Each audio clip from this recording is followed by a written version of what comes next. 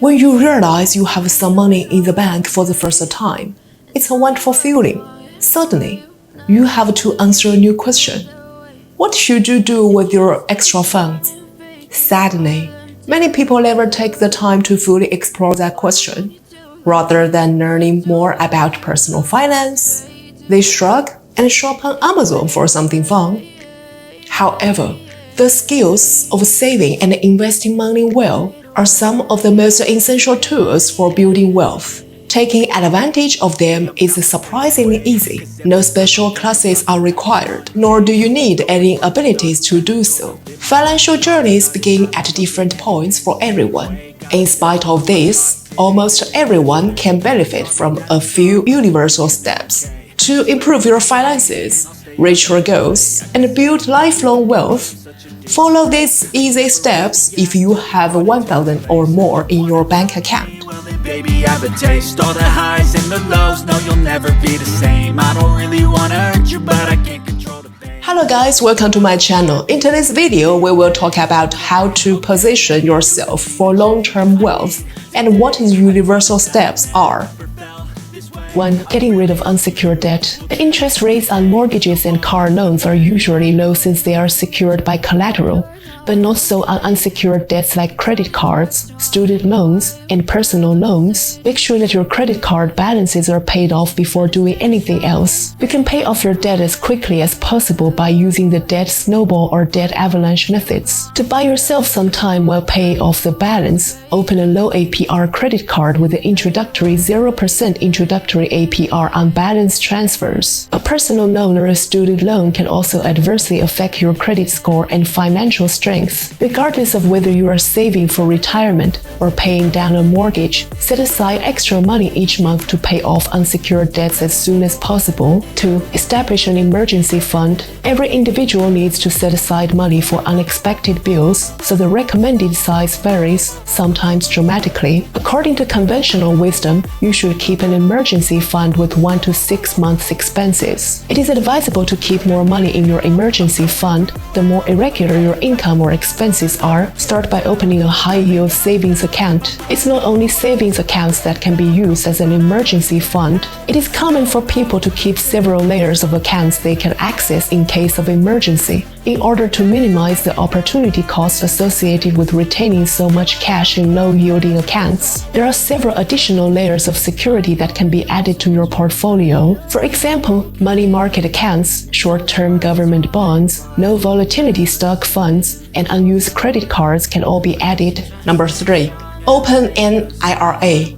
We all need to save for retirement, just as we need an emergency fund. There will come a day when you will no longer be able to work or willing to do so. Due to the increasing number of older workers being laid off, we all have less control over the timing of our retirements. It is easy to invest for retirement through an individual retirement account, IRA. Tax benefits make these accounts even more attractive. Traditional IRA contributions are deductible immediately, while Roth IRA contributions grow tax-free. Plus withdrawals are tax-free in retirement. Overall, these accounts are extremely easy to open.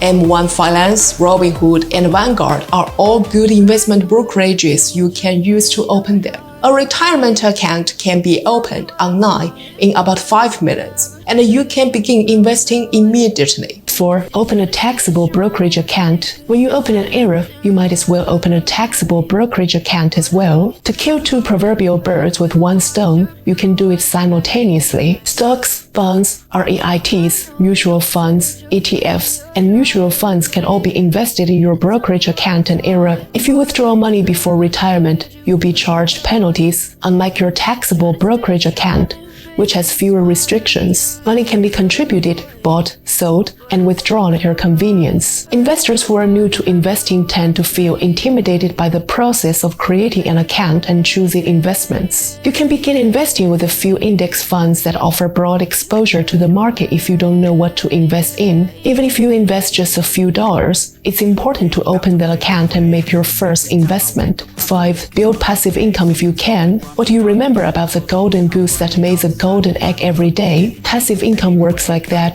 Month after month, year after year, you earn income from your investment. You can quit your day job if you raise enough golden geese. The key to financial independence is to build enough passive income streams to cover your bills on their own. Bonds, rental properties, REITs, dividends from stocks, businesses, and many other sources of passive income can provide passive income.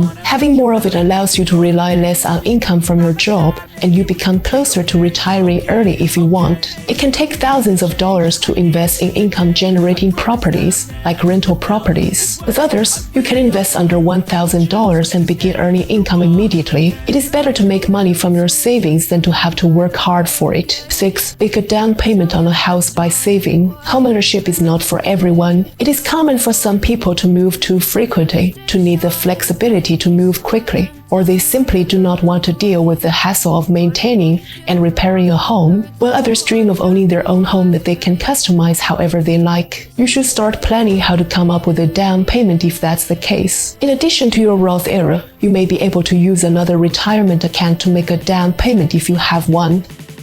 If you want to trick yourself into saving more money, name the account House Down Payment Fund to remind yourself why you're spending so much money on it. A clear explanation of why you are saving money will always motivate you. Comparing non-quotes through a service can help you decide whether a home is right for you. Getting the cheapest loan doesn't mean having a dozen lenders pull your credit report. 7. Consider starting a side business. According to a Fortune study, 43% of Americans with full-time jobs also have side gigs or side hustles. For adults under 35, the percentage is even higher, with 49% working a side gig. There are endless possibilities for side gigs to earn extra money while building something of your own. Some people rent properties, others drive Uber and Lyft. It is possible to turn your hobby into a business in many cases. Looking for side businesses can be a great option if you want to start a business but do not want to quit your full-time job. Start with a small project, keep your job, and invest your time and money as much as you can. 8. Invest in real estate indirectly. New investors tend to believe they must invest in brick-and-mortar properties if they want to diversify their portfolio. Today, investing in real estate indirectly is easier than ever before. On public stock exchanges, REITs and Mr. EITs are the classic options. Your IRA or brokerage account can be used to purchase them. The SEC, however, regulates REITs strictly and requires them to pay out 90% of their profits as dividends. As a competitor to publicly traded REITs, private real estate crowdfunding websites have recently grown in popularity. Fundrise, DiversiFund, and Ground Floor, which were once available only to accredited investors, now let anyone invest. 9. Invest in life insurance. Although no one enjoys thinking about their own mortality, young, healthy people sometimes pass away. You could leave your family with no immediate source of income if you're the sole or primary breadwinner. Let's begin by reviewing the different types of life insurance. The policy doesn't have to be expensive. It's important to understand how much life insurance you'll need based on your specific circumstances. Start with a smaller policy for a few dollars per month and expand your coverage as your family's needs grow. Eliminating high-interest credit card debt is a universal financial priority. Other priorities may be more significant to you based on your personal goals. If you wish, set whatever budget you wish for those expenses. Spending too much on one area of your life will reduce your ability to achieve other goals, such as buying a house or starting a business. Okay guys, thanks for watching. I hope you enjoyed today's video. If you like my video, please click on the like button. I will talk more about personal finance in the future. If you are interested, please subscribe to my channel. I will see you soon.